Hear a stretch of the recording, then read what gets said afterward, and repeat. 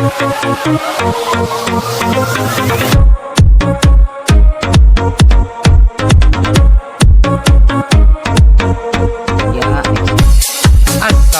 warahmatullahi wabarakatuh. Halo Bapak Ibu petani hebat, apa kabar hari ini? Coba kita lihat sawah ini.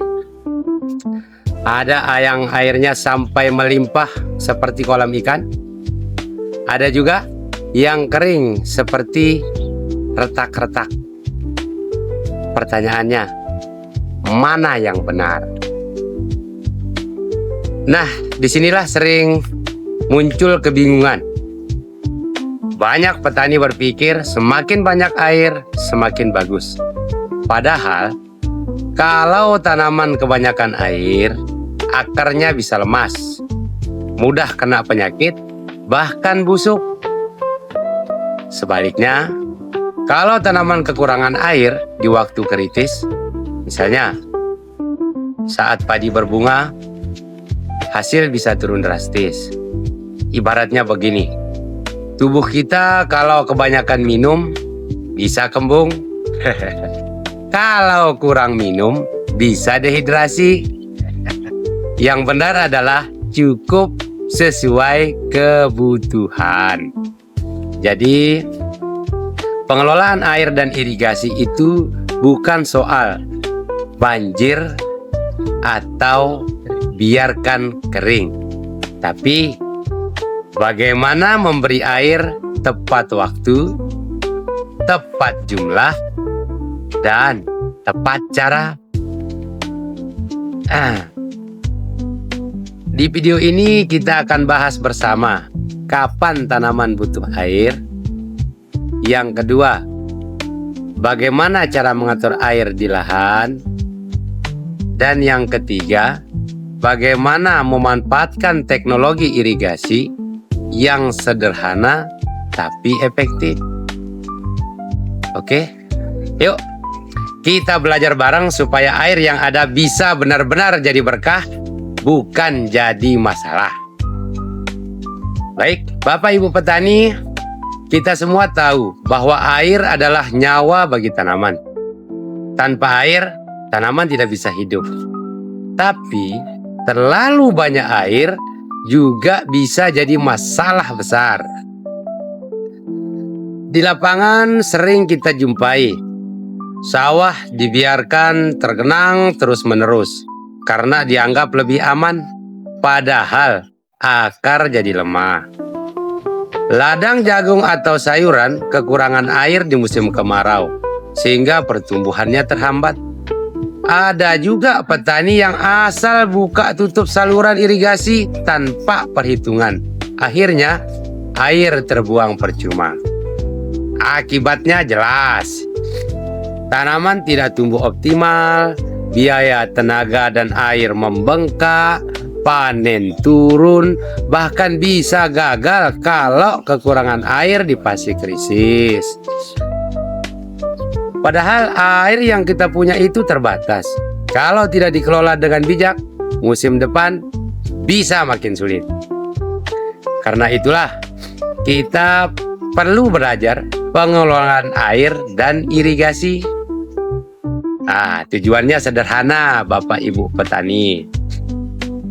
Pertama, kita harus mengetahui kapan tanaman butuh air. Paling kritis supaya pemberian air tidak salah waktu. Yang kedua, kita harus mengatur jumlah air sesuai kebutuhan tanaman, tidak kurang dan tidak berlebihan. Yang ketiga, menggunakan cara pengairan yang tepat dan efisien supaya air yang sedikit bisa bermanfaat maksimal. Yang keempat, menjaga keberlanjutan lahan pertanian agar tanaman tidak cepat rusak dan air tetap tersedia untuk musim berikutnya. Dengan kita memahami ini, kita bisa memastikan tanaman itu sehat, hasil panen meningkat, dan air yang kita punya benar-benar jadi berkah. Bapak Ibu petani, prinsip pengolahan air itu sebenarnya mirip dengan kita minum air setiap hari. Kalau tubuh kita kurang minum, jadi lemas, pusing, bahkan sakit. Kalau kebanyakan minum, tadi malah bisa kembung. Yang benar adalah minum sesuai kebutuhan. Nah, tanaman juga demikian. Ada 3 prinsip utama dalam pengelolaan air dan irigasi. Prinsip yang pertama itu tepat waktu. Jadi setiap tanaman itu punya fase kritis. Padi sangat butuh air di saat berbunga. Jagung butuh air saat keluar tongkol. Sayuran butuh air cukup merata sepanjang fase pertumbuhannya. Kalau salah waktu, hasil bisa turun drastis. Prinsip yang kedua, tepat jumlah. Air jangan kurang, jangan juga berlebihan. Kekurangan air, itu tanaman bisa layu. Akar tidak bisa menyerap hara. Kelebihan air, akar bisa lemas, oksigen di tanah hilang, penyakit gampang datang. Kemudian prinsip yang ketiga, harus tepat cara. Cara mengairi harus sesuai dengan jenis lahan dan tanaman. Untuk lahan sawah itu bisa dengan sistem mecak-mecak atau berselang, ya intermittent. Hortikultura bisa pakai mulsa, siraman, atau irigasi tetes. Nah, kalau di ladang pasti dong kita memanfaatkan tada hujan dengan embung, parit kecil, ya atau penampung air. Jadi prinsipnya sederhana, tepat waktu, tepat jumlah, tepat cara. Kalau 3 hal ini dijalankan, tanaman akan tumbuh sehat, hasil lebih maksimal, dan air tidak terbuang percuma. Bapak Ibu petani, ya mudah-mudahan setelah kita tahu prinsipnya, sekarang mari kita bicara soal strategi umum pengelolaan air dan irigasi. Strategi ini ibarat peta perjalanan supaya air bisa dimanfaatkan sebaik mungkin. Strategi yang pertama, awali dengan persiapan lahan. Buat saluran irigasi masuk dan keluar ke sawah. Pastikan ada pematang yang kuat untuk menahan air. Kalau ladang, siapkan parit kecil agar air hujan tidak terbuang sia-sia. Strategi yang kedua, tentukan fase kritis tanaman. Misalnya padi. Padi ini jadi di saat berbunga dan pengisian bulir harus ada air. Kemudian jagung. Nah, jagung juga di saat keluar bunga jantan dan pembentukan tongkol, mereka sangat memerlukan air. Kalau sayuran, itu hampir sepanjang masa hidupnya dia butuh air yang stabil. Terutama sayuran yang kita jual batang dan daunnya. Dengan tahu fase ini, kita bisa hemat air di waktu lain. Strategi yang ketiga adalah kita harus bisa menerapkan metode pengairan sesuai dengan kondisi. Tadi kalau sawah kan bisa mecak-mecak, artinya tidak harus direndam sepanjang masa kan, atau intermittent, artinya berselang. Kemudian kalau tanaman horti maksudnya, ya kita bisa menggunakan irigasi tetes atau kita siram manual. Kemudian untuk peladang tada hujan, ya kita harus buat embung. Kita buat sumur dangkal untuk kita mengairi lahan itu. Tetapi yang paling penting kalau tada hujan ya kita harus punya penampung air yang cukup. Strategi yang keempat, kita bisa harus mengatur jadwal pengairan. Artinya, jangan tunggu tanaman itu layu baru diberi air. Jadi kita harus buat jadwal sederhana. Misalnya 5-7 hari sekali Ya, sesuai dengan jenis tanaman dan kondisi tanah tentunya. Kemudian strategi yang kelima, hemat dan efisiensi air. Jadi air itu harus digunakan secukupnya. Jadi lebih baik memberikan air sering tapi sedikit daripada jarang tapi berlebihan. Nah, strategi yang keenam, ya kita harus mencatat, kemudian kita harus mengevaluasi. Ya, catatan kita harus kita tulis kapan kita memberikan air, berapa banyak, berapa lama, dan hasilnya. Dengan begitu, musim berikutnya kita bisa lebih efisien.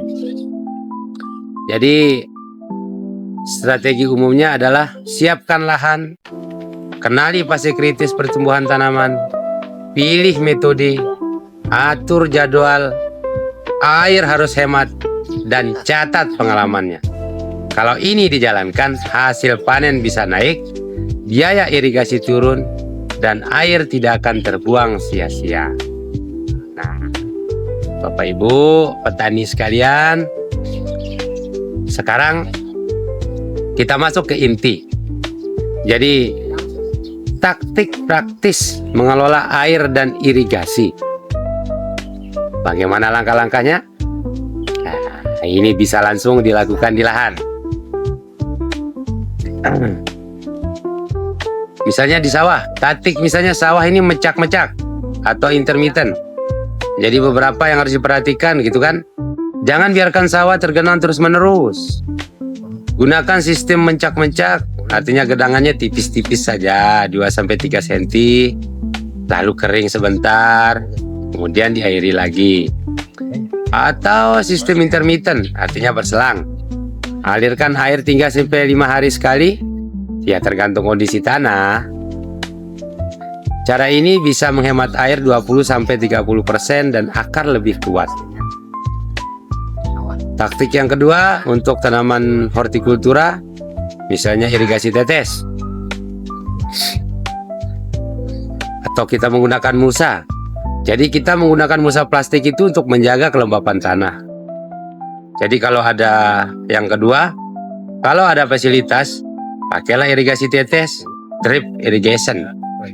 Artinya air itu langsung ke pangkal tanaman. Itu bisa hemat dan sangat efisien. Kemudian untuk tanaman sayuran, ya kita harus siram pagi dan sore hari. Jangan coba-coba tersiram tanaman sayur itu di siang bolong. Habis tanaman kita mati. Kemudian taktik yang ketiga, untuk lahan tak ada hujan. Jadi kalau lahan tak ada hujan ini, ya setelah kita bangun embung atau sumur dangkal atau misalnya bak penampung air, ya barulah kita buat parit kecil di antara tanaman agar air hujan itu dapat tertampung di embung atau sumur atau penampung air itu. Bisa juga kita pakai teknik mulsa jerami misalnya untuk menahan kelembapan tanah atau tanaman penutup tanah. Kemudian taktik yang keempat, kita harus tahu fase krisis pertumbuhan tanaman. Jadi kapan tanaman itu benar-benar dia membutuhkan air. Misalnya seperti tanaman padi. Tanaman padi itu sangat membutuhkan air dalam jumlah yang tidak boleh kurang, terutama pada saat dia berbunga dan pengisian bulir. Nah, sementara kalau untuk tanaman jagung, kita jangan sampai tanaman jagung kita itu kekurangan air pada saat keluar bunga jantan dan pembentukan tongkol. Sementara kalau untuk tanaman sayuran, memang tanaman sayuran ini dia membutuhkan air yang cukup banyak dari awal pertumbuhannya sampai panen. Ya, karena tanaman sayuran kan 60% tubuhnya itu tersusun dengan air. Sehingga tanaman sayuran itu harus tetap dalam kondisi kelembapan yang stabil. Ini taktik yang kelima. Jadi kalau airnya berlebih kan tentu ada pengendaliannya. Jadi taktik kelima ini pengendalian air berlebih. Kalau airnya berlebih, maka kita harus memperhatikan saluran pembuangan agar tidak menggenang lama. Karena apa? Karena tanaman yang kelebihan air itu rentan terkena busuk akar dan jamur itu akan sangat mudah berkembang. Nah, ini taktik yang keenam. Oke. Jadi taktik yang keenam ini tetap ini adalah taktik yang paling penting sebenarnya, karena ini akan mengingatkan kita bahwa kita yang pertama itu harus menulis, harus mencatat kapan kita memberikan air kepada tanaman, kemudian berapa lama lahan itu tergenang, kemudian berapa hasilnya. Karena dengan catatan isi, musim depan kita bisa lebih hemat dan lebih tepat. Jadi Bapak Ibu petani yang kami banggakan, kalau semua langkah ini dijalankan, maka tanaman bisa tumbuh optimal, air tidak boros, dan panen lebih terjamin. Oke, Bapak Ibu petani, bagaimana kita tahu kalau pengelolaan air itu sudah tepat? Ada beberapa indikator keberhasilan yang bisa dilihat langsung di lahan. Jadi indikator yang pertama itu tanaman kita tumbuh sehat dan hijau segar. Artinya kalau tumbuh sehat, hijau segar, kan daun tidak layu, tidak pucat, dan pertumbuhannya seragam. Indikator yang kedua, batang tanaman kita itu kokoh, tidak mudah rebah. Kalau untuk tanaman padi, ya, tidak gampang roboh. Kemudian untuk tanaman jagung, berdiri tegak. Itu sudah pasti airnya pas dan tidak berlebihan. Kemudian indikator yang ketiga, cenderung akar tanaman kita itu banyak dan warnanya putih. Kan begitu? Nah, kalau misalnya tanaman itu dicabut, kan gitu, maka akarnya pasti sehat, warnanya putih, tidak ada yang busuk, kan? Artinya pengairannya berjalan baik. Kemudian indikator yang keempat, produksi bunga dan buah normal. Misalnya padi, itu mulai keluar serempak, kemudian bulirnya terisi penuh. Itu kalau padi. Kalau misalnya jagung, tongkol terisi penuh, tidak banyak yang kopong. Kalau sayuran, sudah pasti dong, daunnya harus segar, batangnya juga harus kuat, buah tidak busuk. Kemudian indikator kelima yang dapat kita perhatikan secara langsung adalah tanah atau lahan pertanian kita itu tidak pecah-pecah. Artinya tanah itu tetap lembab, gembur, dan yang paling jelas itu ada cacing tanah. Karena cacing tanah itu merupakan tanda kesuburan tanah yang terjaga. Indikator yang selanjutnya adalah efisiensi air itu dapat terlihat. Artinya air irigasi tidak terbuang percuma. salurannya lancar, dan petani tidak perlu sering-sering menyiram berlebihan. Kalau tanda-tanda ini muncul, arti pengelolaan air kita sudah benar, tanaman sehat, hasil meningkat, dan air tetap hemat. Bapak Ibu petani hebat, mari kita simpulkan apa yang sudah kita bahas tentang pengelolaan air dan irigasi. Pertama, air itu ibarat minuman untuk tanaman. Kalau kurang, tanaman lemas. Kalau berlebihan, akar bisa busuk. Jadi, kuncinya adalah cukup sesuai kebutuhan. Kedua, prinsipnya terus jelas. Artinya, tepat waktu, tepat jumlah, dan tepat cara. Ketiga, siapkan lahan, kenali fase kritis pertumbuhan tanaman, pilih metode pengairan, atur jadwal, hemat air, dan catat pengalaman. Yang keempat,